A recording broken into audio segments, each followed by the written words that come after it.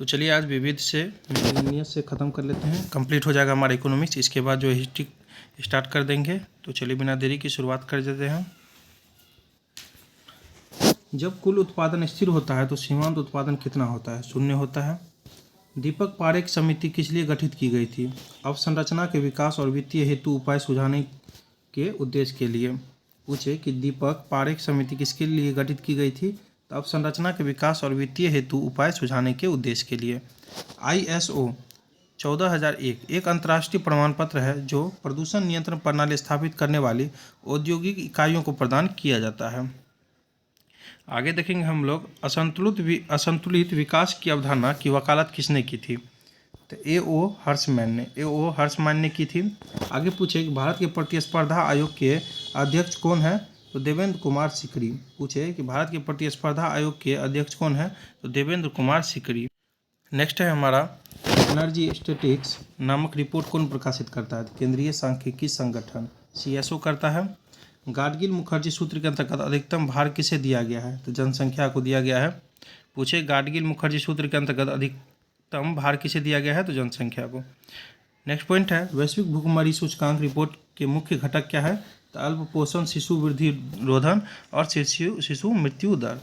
रघुराम राजन समिति का संबंध किससे है? तो आर्थिक क्षेत्र के सुधार से। बहुत बार आप लोग जानते भी होंगे कि रघुराम राजन समिति का संबंध पूछे तो आर्थिक क्षेत्र से। व्यय प्रबंध आयोग के प्रथम अध्यक्ष कौन थे? तो विमल जालान थे। राज्य एवं राष्ट्रीय लैंड यूज बोर्ड तथा राष्ट्रीय लैंड रिसोर्सेज कंजर्वेशन एवं डेवलपमेंट कमीशन मुख्यतः किन कार्यों से संबंधित है? खेती योग्य भूमि की पहचान और उसके विकास से। भारत सरकार द्वारा फरवरी 2014 में गठित 7वें केंद्रीय वेतन आयोग का अध्यक्ष न्यायमूर्ति अशोक कुमार माथुर को नियुक्त किया गया था। चलिए नेक्स्ट देखते हैं।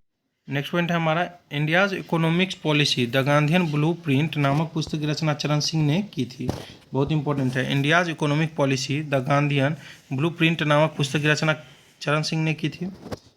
मराकेश संधि किससे संबंधित है? तो दृष्टिबाधित लोगों की शिक्षा से। पूछे मराकेश संधि किससे संबंधित है? तो दृष्टिबाधित लोगों की शिक्षा से। नेट मीटरिंग किससे संबंधित है? तो परिवारों उपभोक्ताओं द्वारा सौर ऊर्जा का उत्पादन और उपयोग से। नेक्स्ट पॉइंट है विश्व उपभोक्ता अधिकार दिवस कब मनाया जाता है? 15 मार्च को। बहुत बार पूछा जाता है विश्व उपभोक्ता अधिकार दिवस 15 मार्च को। सेमफैक्स योजना किसके द्वारा लागू की गई थी? तो राजस्थान वित्त निगम RFC द्वारा। पिछड़े देशों के लिए रोलिंग प्लान का सुझाव किसने दिया? तो गुन्नार मिडल ने। गुन्नार मिडल ध्यान रख लीजिएगा। व्यावसायिक संपत्तियों के न्यायशीता सिद्धांत का प्रतिपादन किसने किया था? तो महात्मा गांधी ने। किसी देश में आय का पुनर्वितरण करने का सर्वोत्तम मार्ग क्या है? तो प्रज्ञामी व्यय से संयुक्त प्रज्ञामी कराधान तक। चौपाल नामक ग्रामीण विपणन तंत्र किसने प्रारंभ किया था? तो ITC ने किया था, जिसे इंटरनेशनल ट्रेड सेंटर कहते हैं। भारतीय उद्यमिता विकास संस्थान कहाँ स्थित है? तो अहमदाबाद में। बहुत पूछता है भारतीय उद्यमिता विकास संस्थान कहाँ है? तो अहमदाबाद में। नेक्स्ट पॉइंट है इंदिरा गांधी राष्ट्रीय मानव संग्रहालय कहाँ स्थित है? तो भोपाल में है। इंदिरा गांधी राष्ट्रीय मानव संग्रहालय कहाँ है? तो भोपाल में। आर्थिक विकास सामान्यतः किसके साथ युग्मित होता है? तो स्फीति के साथ। नेक्स्ट है प्लानिंग एंड द पुअर नामक पुस्तक के लेखक कौन है? तो BS मिन्हास। स्टार मार्क कर लीजिए, बहुत बार पूछता है कि प्लानिंग एंड द पुअर के लेखक कौन है? तो BS मिन्हास। राष्ट्रीय जन विकास एजेंसी कब स्थापित की गई? तो जुलाई 1982 में। नेक्स्ट पॉइंट है 1968 में स्वीडन की केंद्रीय बैंक ने अल्फ्रेड नोबेल की स्मृति में अर्थशास्त्र का नोबेल पुरस्कार प्रारंभ किया था। नेक्स्ट पॉइंट है हमारा सार्वजनिक वस्तुओं की कीमत निर्धारण हेतु छाया कीमतों की अवधारणा को J. टिनबरिन ने प्रतिपादित किया था। इन्हें अर्थशास्त्र का प्रथम नोबेल पुरस्कार प्रदान किया गया था। नेक्स्ट पॉइंट है क्षेत्रीय ग्रामीण बैंकों को उनके प्रवर्तक बैंकों में विलय करने की संस्कृति किसने की थी? प्रो एम खुसरो की अध्यक्षता में 1989 में गठित कृषि साख समीक्षा समिति ने। फरवरी 2011 में संघीय पेट्रोलियम मंत्री द्वारा भारत का सबसे बड़ा नेफ्था क्रैकर संयंत्र का कहाँ प्रारंभ किया गया? तो पानीपत हरियाणा में। आगे है भारत का पहला निवेश और विनिर्माण क्षेत्र कहाँ स्थापित किया गया था? तो आंध्र प्रदेश में। प्रोजेक्ट एरो का संबंध किससे है? तो डाकघर से। पूछे प्रोजेक्ट एरो का संबंध किससे है? तो डाकघर से। भारतीय पेटेंट कानून किस वर्ष लागू किया हुआ था? तो 1972 में। पूछे कि भारतीय पेटेंट कानून किस वर्ष लागू हुआ था? तो 1972 में। सार्वजनिक निजी साझेदारी मॉडल के अंतर्गत भारत की प्रथम रेलवे लाइन कहाँ निर्मित की गई? तो तो गुजरात में। पूछे सार्वजनिक निजी साझेदारी मॉडल के अंतर्गत भारत की प्रथम रेलवे लाइन कहाँ निर्मित की गई, तो गुजरात में। नेक्स्ट पॉइंट है हमारा, भारत में आवासीय कीमतों का सूचकांक रेजिडेक्स कब प्रारंभ किया गया था, 2007 में। भारत में प्रतिस्पर्धा आयोग का गठन किस वर्ष किया गया था, 2003 में।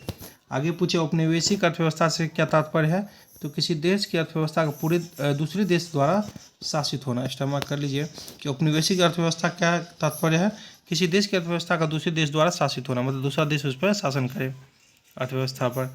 आगे है राजकोषीय घाटे का क्या दुष्प्रभाव है, तो मुद्रास्फीति का बढ़ना और सरकार के ऋण में भार में वृद्धि होना।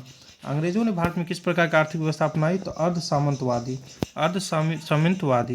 पूंजी का संग्रहण नामक पुस्तक के लेखक कौन है, तो जॉन रॉबिन्सन। पूछे पूंजी का संग्रहण नामक पुस्तक के लेखक कौन है, तो जॉन रॉबिन्सन।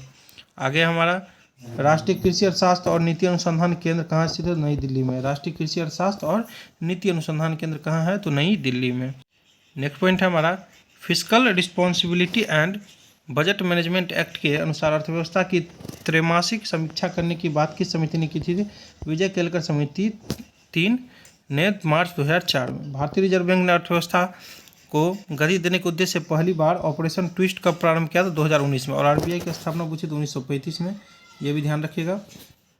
आगे हमारा गोल्ड हैंड शेक स्कीम किससे संबंधित है, तो स्वैच्छिक सेवानिवृत्ति से। अर्थशास्त्र की पुस्तक the theory of income employment and interest के लेखक कौन है, तो जे.एम. कीन्स है। दृष्टिहीन विकलांग हेतु राष्ट्रीय संस्थान कहाँ है, तो देहरादून में है। पूछे कि दृष्टिहीन विकलांग हेतु राष्ट्रीय संस्थान कहाँ है, तो देहरादून में। द्वितीय पेटेंट संशोधन अधिनियम को भारतीय संसद द्वारा अंतिम रूप से 2002 में स्वीकृति प्रदान की गई। प्रिंसिपल ऑफ इकोनॉमिक्स नामक पुस्तक के लेखक कौन है, तो अल्फ्रेड मार्शल। पूछे कि प्रिंसिपल ऑफ इकोनॉमिक्स नामक पुस्तक के लेखक कौन है, तो अल्फ्रेड मार्शल। नेक्स्ट है हमारा एडम स्मिथ की पुस्तक द वेल्थ ऑफ नेशंस किस वर्ष प्रकाशित हुई, 1776 में। पूछे द वेल्थ ऑफ नेशन किन के द्वारा लिखी गई है, तो एडम स्मिथ के द्वारा। नेक्स्ट है हमारा पूर्ति पक्ष अर्थशास्त्र मुख्यतः किस पर आधारित है, तो उत्पादक के दृष्टिकोण पर। अर्थव्यवस्था में उत्पादन के कारकों में क्या शामिल होता है, तो श्रम, भूमि, पूंजी और उद्यमशीलता। आर्थिक विकास के क्षेत्रक दृष्टिकोण के प्रतिपादक कौन थे, तो फिशर और क्लार्क। पूछे आर्थिक विकास के क्षेत्रक दृष्टिकोण के प्रतिपादक कौन थे, तो फिशर और क्लार्क। नेक्स्ट है हमारा ब्रेक इवन बिंदु क्या है, वह स्थिति जब किसी फर्म को न हानि हो रही हो न लाभ हो रहा हो। आगे हमारा बर्गसन मापदंड किससे संबंधित है, तो कल्याण अर्थशास्त्र से। कल्याण अर्थशास्त्र है। आगे हमारा विदेशी मुद्रा भंडार के घटक, तो आरबीआई की विदेश मुद्रा परिसंपत्ति, आरबीआई के स्वर्ण भंडार, सरकार की एसडीआर राशि, आईएमएफ के पास आरक्षित निधि। नीचे क्या है हमारा कि विलियम डी नॉर्डहाउस व पॉल एम रोमर ने 2018 में अर्थव्यवस्था पर जलवायु परिवर्तन के प्रभाव पर शोध किया। चलिए नेक्स्ट देखेंगे हम लोग, ऑब्जेक्टिव है हमारा। आगे हमारा वर्तमान में स्टेट ऑफ बैंक एसबीआई को छोड़कर भारत में सार्वजनिक क्षेत्र के कितने बैंक हैं, तो 11 बैंक है। निम्नलिखित में से कौन दुग्ध का विपणन करता है, तो GCMMF। तेल एवं प्राकृतिक गैस आयोग स्थापित किया गया था, तो इसका जो राइट आंसर आ जाएगा हमारा 1956 में। एक राष्ट्रीय मुहिम राष्ट्रीय गरिमा अभियान चलाई गई है, इसका हो जाएगा मेला ढोने की प्रथा को समाप्त करने और मेला ढोने वाले कर्मियों के पुनर्वासन के लिए। नेक्स्ट है हमारा निम्नलिखित में से कौन सा देश विश्व की तीसरी सबसे बड़ी अर्थव्यवस्था, बहुत इंपॉर्टेंट। इसका जो हो जाएगा option A Japan, option A. और भारत कोशिश कर रहा है तीसरी अर्थव्यवस्था बनने की सबसे बड़ी। चलिए आगे देखेंगे, भारत में निर्यात हेतु आम की पसंदीदा प्रजाति है, तो इसका जो हो जाएगा अल्फांसो, ऑप्शन सी। निम्नलिखित में से कौन अंतर्राष्ट्रीय मुद्रा कोष IMF के मुख्य अर्थशास्त्री के पद पर कार्यरत रहे हैं, तो इसका जो राइट आंसर आ जाएगा हमारा रघुराम राजन, ऑप्शन डी हो जाएगा राइट। 8वां देखेंगे हम लोग, 8वां हमारा वैश्वीकरण की प्रक्रिया से अभिप्राय है, तो इसका जो राइट आंसर आ जाएगा अंतर्राष्ट्रीय व्यापार में बाधाओं को समाप्त करना, ऑप्शन सी। निम्न युग्मों से कौन सुमेलित नहीं है, कौन सा नहीं पूछा है, तो रेखी समिति, निर्यात और आयात का सरलीकरण, ये सुमेलित नहीं है। रंगराजन समिति, भुगतान संतुलन, नानजुदनपा समिति, रेलवे किराया, गोईपोरिया समिति, बैंकिंग सेवा सुधार, सही है। कभी कभी समाचार पत्रों में आने वाली गॉडगिल समिति रिपोर्ट और कस्तूरीरंगन समिति रिपोर्ट संबंधित है, तो पश्चिमी घाटों के संरक्षण से। सुने भी होंगे आप लोग, ऑप्शन डी। रिजर्व बैंक के उस गवर्नर का नाम बताइए जो वित्त मंत्री भी रहे हैं, बहुत इंपॉर्टेंट प्रश्न। CD Deshmukh, CD Deshmukh option B. क्या हो जाएगा? Option B. चलिए, वेब प्रबंधन आयोग के प्रथम अध्यक्ष कौन थे? तो विमल जालान, विमल जालान हो जाएगा। भारत सरकार का कौन सा मंत्रालय भारत की विदेश व्यापार नीति से संबंधित है? तो इसका क्या हो जाएगा? वाणिज्यिक एवं उद्योग मंत्रालय, ऑप्शन बी हो जाएगा हमारा राइट। चलिए, वीडियो अच्छा लगा तो लाइक कमेंट जरूर कीजिएगा। थैंक यू दोस्तों, wish you all the best.